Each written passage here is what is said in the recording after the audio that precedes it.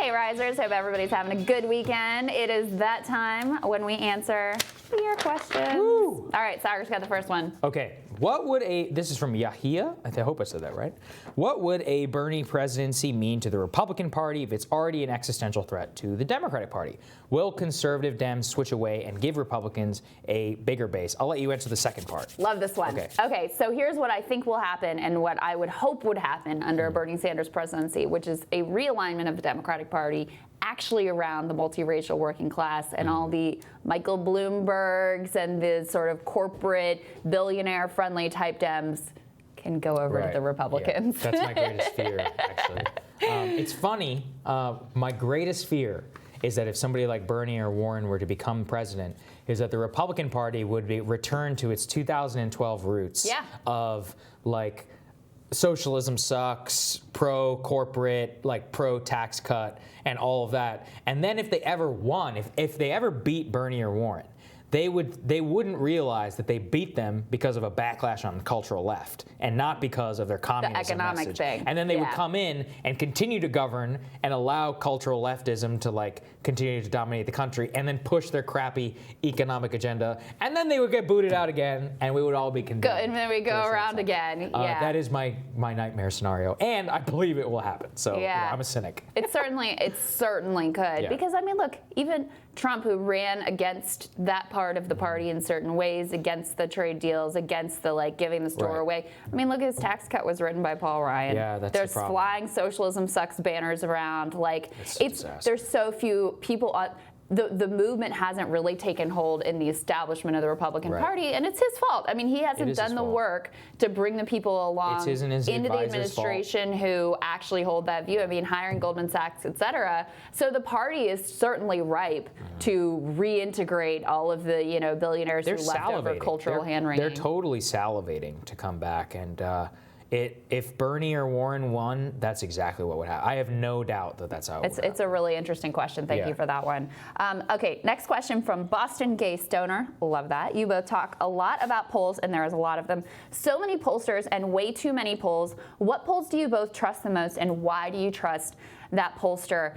This is such a hard question. What I tend to do is look at the overall averages, because then at least you get a sense of trends, you get a sense of movement. The other thing that I try to look at is how many young people are included in the sample. Sample size, right. Sample size, how many young people are included, what the margin of error is as well. Those are all things we take into account because, look, I think the death of polling has been oversold. In Kentucky, the polls were dead on, and that's a very hard state and a very hard election to poll. So they are getting certain things right.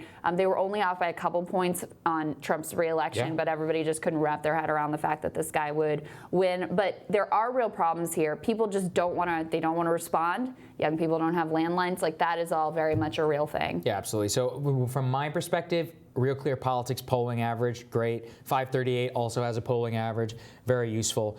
From an individual poll perspective, we try to bring it to you every week. Morning Consult, they do great work. They have do. a plus or minus 1% margin of error. They got the have second choice and early primary votes. The most useful poll in the entire Democratic primary. I encourage you guys to check that out. Yeah, that's a good one. If you have to pick one poll, that is the one poll I would pick.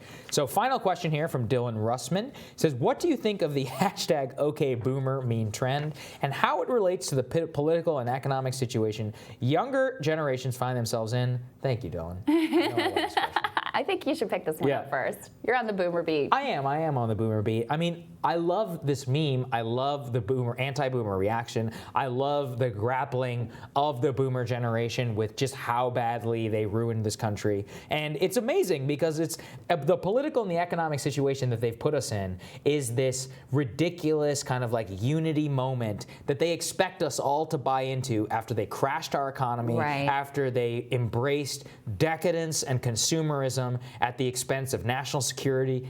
The boomers are the ones who built Mexico. They're the ones who built China. They sold out the American middle class. Also, they could have cheaper movie tickets and they could have cheaper stuff at Walmart. And now all of us are paying that price. So here's the thing you need to know about boomers. Their candidate of choice, Mayor Pete Buttigieg. There you go. I actually did a thing on this week. Right.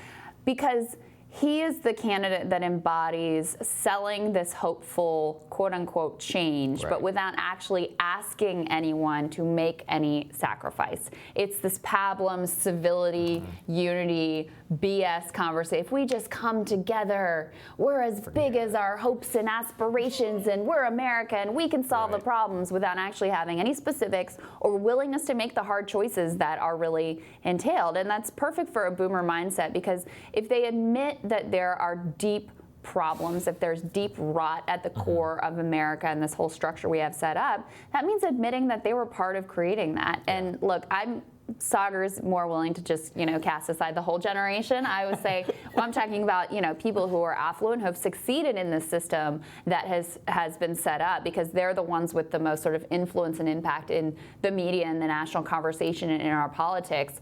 But there's a denialism there, and a just sort of, let's just hope everything's better and get rid of Trump and we'll be all good. Yep, there we are. All right. Thanks for watching, guys. We'll see you back here tomorrow for Rising. Have a good weekend.